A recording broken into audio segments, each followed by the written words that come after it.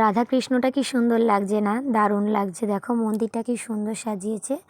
Actually আমাদের এখানে 3 দিন কীর্তন হয়। এটা হচ্ছে কীর্তনের আগের দিন।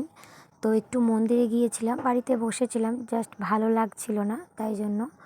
দেখো এখানে হচ্ছে গীতা পাঠ করছে। আর এখানে মন্দিরটা পুরোটাই কত সুন্দর সাজিয়েছে। অ্যাকচুয়ালি কীর্তনটা পরের দিন, আর আমরা আগের দিনই এসেছিলাম, কারণ ছেলেটা প্রচণ্ড দুষ্টুমি করছিল। তাই মা বললো চল ঘরের মধ্যে বসে না থেকে ওকে নিয়ে একটু ঘুরে আসি। তাই ওকে নিয়ে গেলে তো কোনো জায়গায় শান্তি নেই, এত দুষ্টুমি করে ধারণার বাইরে। দিয়ে তাই একটু ঘুরতে এসেছিলাম, কিছুতেই বসতে দিল না। তারপরে দেখো চলে যাচ্ছি, যাওয়ার পথে একটু বাদাম কিনে নিলাম, একটু বাদাম খাবে উনি আবার, তাই জন্য ওনার জন্য একটু বাদাম কিনে নিলাম। তাই মাকে বললাম তুমিই পয়সাটা দাও, আমি একটু ফোনটা ধরে ভিডিও করছিলাম। দেখো এখানে তো একটা দোকান বসেছে, কারণ কীর্তনটা পরের দিন, আমরা আগের দিন চলে গেছিলাম।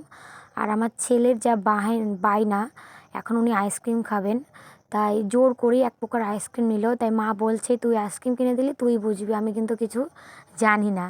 আসলে বাচ্চাদের যা বায়না। এবার আমি একটু যেই ক্যামেরাটা ধরেছি, আইসক্রিমটা আবার দেখাচ্ছে আর বলছে মা দেখো আমার আইসক্রিমটা দেখাও। আর টুপি তো উনি খুলে ফেলেছে, কারণ ওনার টুপি পরলে নাকি ভীষণ গরম লাগে, ওনার মাথাটা বেশি ঘেমে যায়। আর সবার ভিডিওটা ভালো লাগলে লাইক কমেন্ট শেয়ার করে দিও। Tata bye.